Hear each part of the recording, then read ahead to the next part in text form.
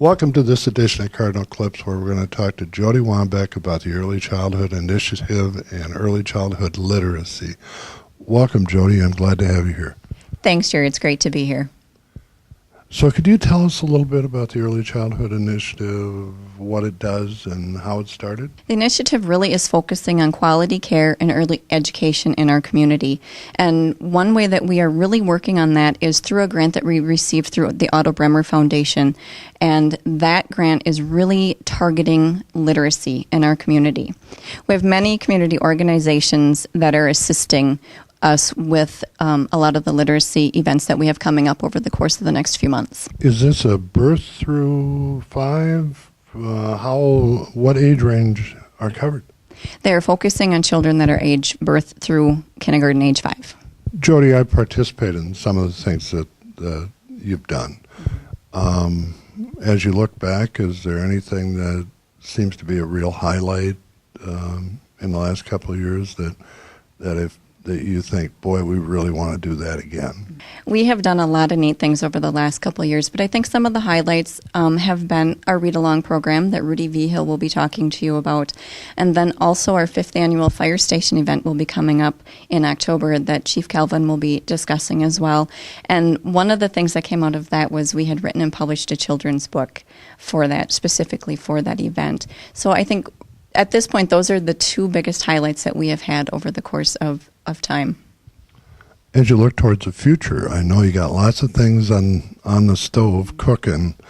What are some of the things coming up in the future that you would like to talk about and share with our viewers? With the help of Otto Bremer Foundation grant, we are excited to have many things coming up over the course of the next few months.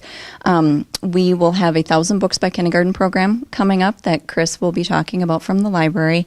We have many parent-child events that are happening over the next few months. We're going to have an open house here at Jefferson. Again, our fire station event in October. We will be having a Fred event, which is families reading every day, and that will be this winter.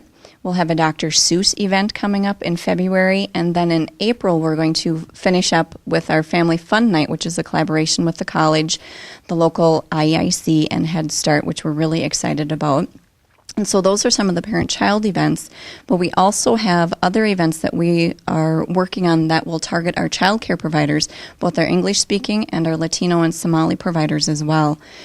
Coming up next week, we're hosting a Literacy Institute on Friday the 27th, and we have over 100 participants coming to that, and we have brought in speakers from the Metro that really have a lot of interest in literacy, so we're doing a lot of that. And then in October, we're going to be hosting a literacy training for our Somali and Latino providers that will be done in their native language as well.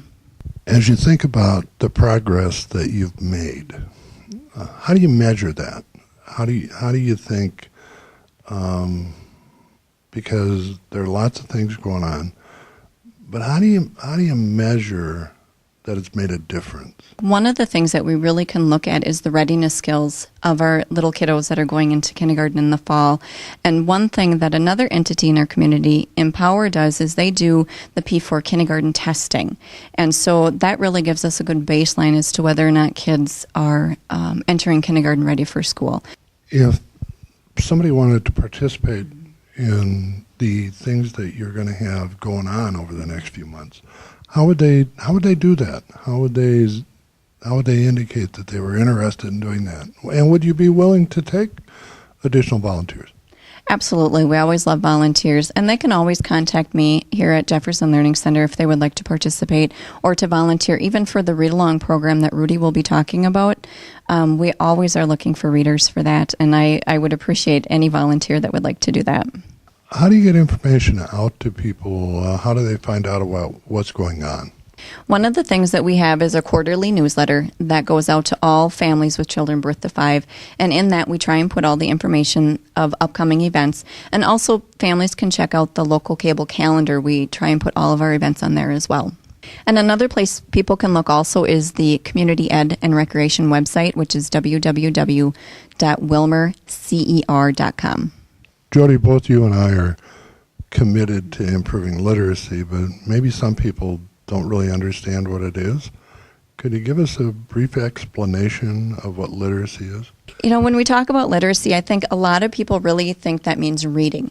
But in the world of early childhood, there are so many pre-reading skills and pre-reading things that have to happen before kids learn how to read. And so for us in the world of early childhood, it's really exposing those kids to print and exposing them to understanding that words are made up of letters, letters are made up of sounds, and that type of thing. So it's very different in the world of early childhood, but we really want those kids to have a really good foundation of what letters and words and sounds mean by the time they get to kindergarten.